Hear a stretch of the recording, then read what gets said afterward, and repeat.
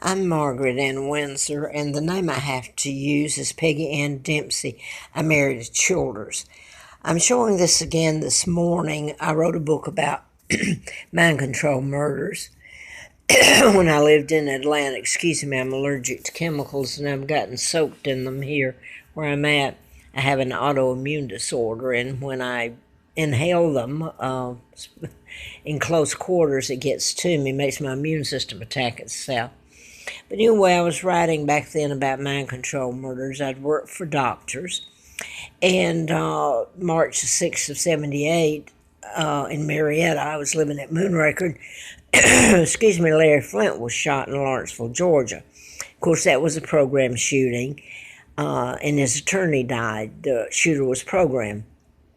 I want to mention this. The woman where I was taken to when I was kidnapped in 41, Lina Dempsey, and I've shown the twins' birth certificates that the state of Alabama marked through when I requested both of them, because I have to use Peggy's birth certificate as mine until I can get my name back. So the state of Alabama, Montgomery, actually marked through the date of births, which is illegal. This is a legal document for passports, etc. It says right on the birth certificate it's illegal to do that. Yet the state of Alabama itself marked through the date of birth of the twins, inserted the date of birth that was given to me, and I still use it today. And evidently it's about a year apart. The twins were about a year old. Carl died, though. She killed him, the mother, and they were born out of wedlock. And Peggy, I don't know when she died. I have put up here what I heard happened to her.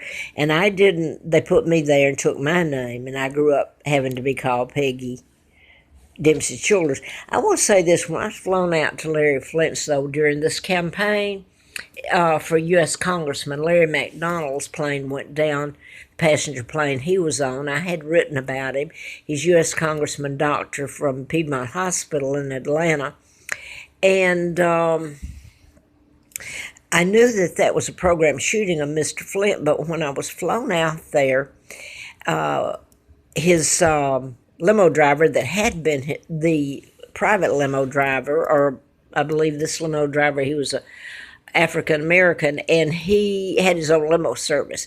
He came to pick me up at the airport, LAX, and he said that he got a call from Mr. Flint to come and pick me up. He said he was my best friend.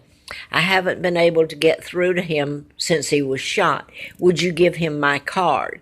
Well, I forgot all about it, but when I went in, and the first time I've ever met Mr. Flint, and the words he said to me, and I quote, "They were going to send you back a vegetable." So I knew he knew what had happened to me. I hadn't learned about my birth at that time, though, my real name.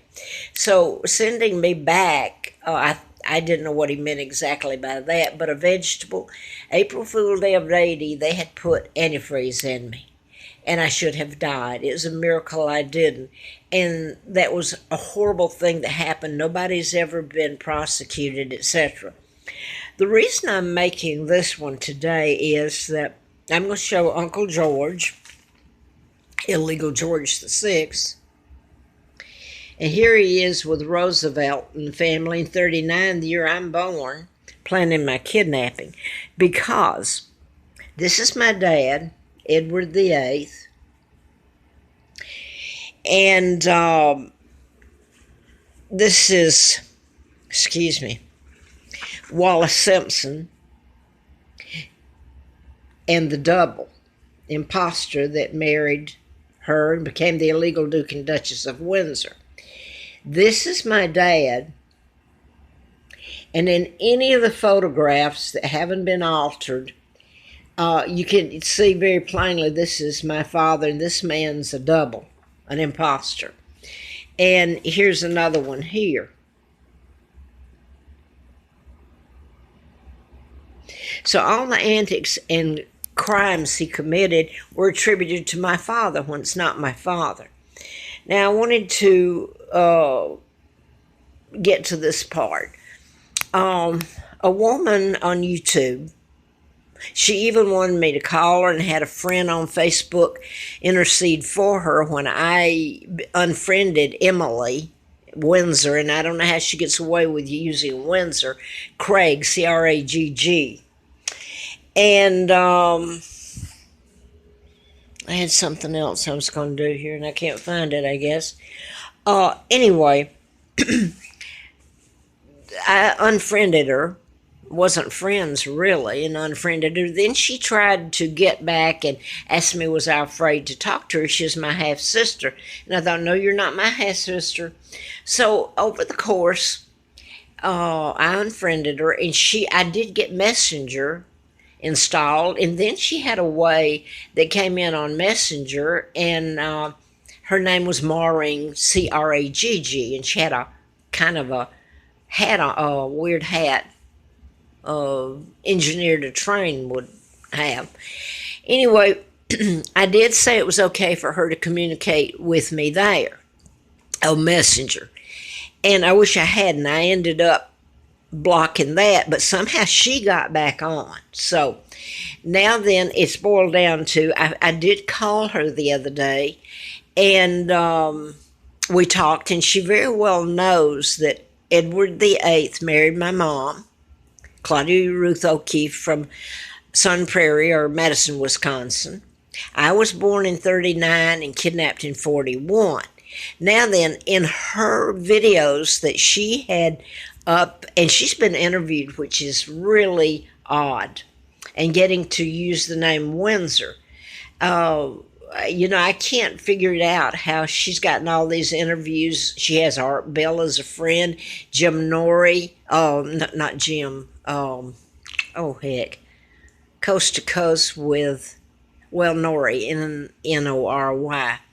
But, so she's got names on there, people that have interviewed her and all this.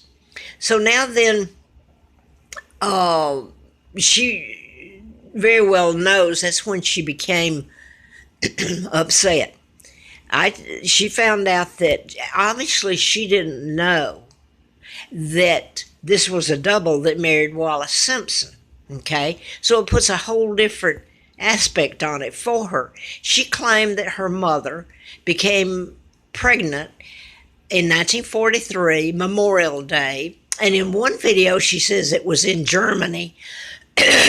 And one she says it's out near Roswell, New Mexico, I believe. But anyway, it's on the videos, and I'm sure there's others that make the same statement. She says that that Wallace and the Duke of Windsor, which is a illegal title, they're spies, a takedown of my father. He's not my father, an imposter. Okay, she, in her videos, has not known, obviously, that this was an imposter.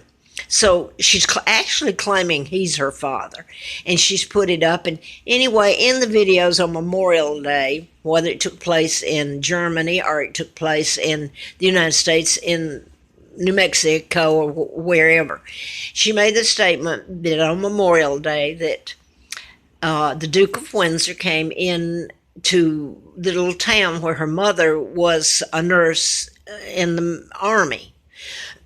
And she was chosen to entertain him. And Emily also says that the Duchess of Windsor stayed at a nearby hotel. She didn't accompany him in a nearby town. So this is when her mother became pregnant with Emily, so she states. Now, when I come up with the dates and that's an imposter, my father was married to my mom.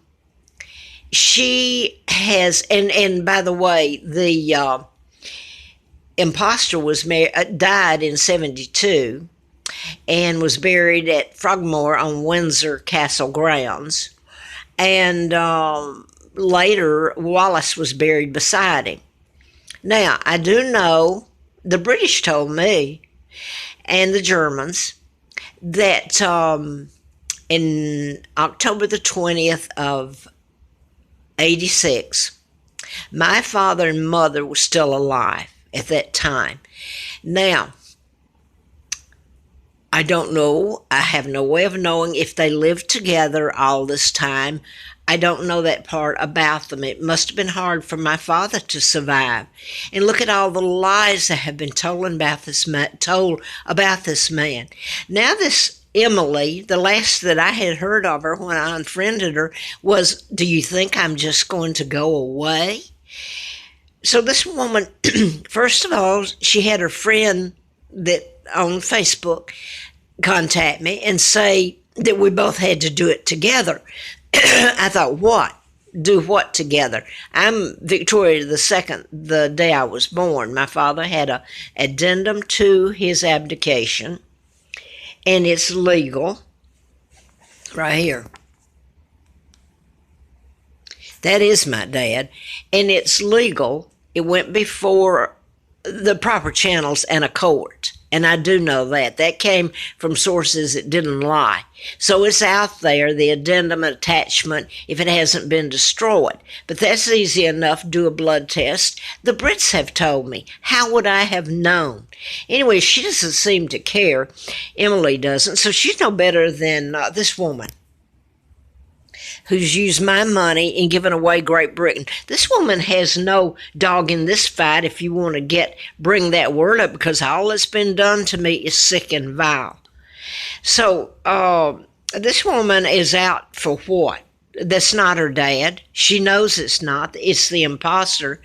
But when on that Facebook, when the woman, Margaret's her first name, contacted me on Emily's behalf, Emily had said something to her about Wallace Simpson also had millions in a trust fund if she and the imposter, calling himself the Duke of Windsor, had children.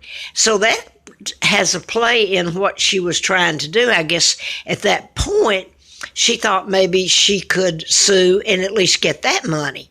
And the imposter is her father, certainly not King Edward VIII.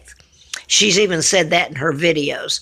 So now then she changed her tune when I said no way, because anything that was given to Wallace Simpson, money they had or given or jewels, which they've, Christie's and all of them have auctioned off, a lot of them, belong to me and my children, the real heirs. And because they were given to them under the guise of them being my father, Edward VIII, which is a total, all this is a total lie and a takedown.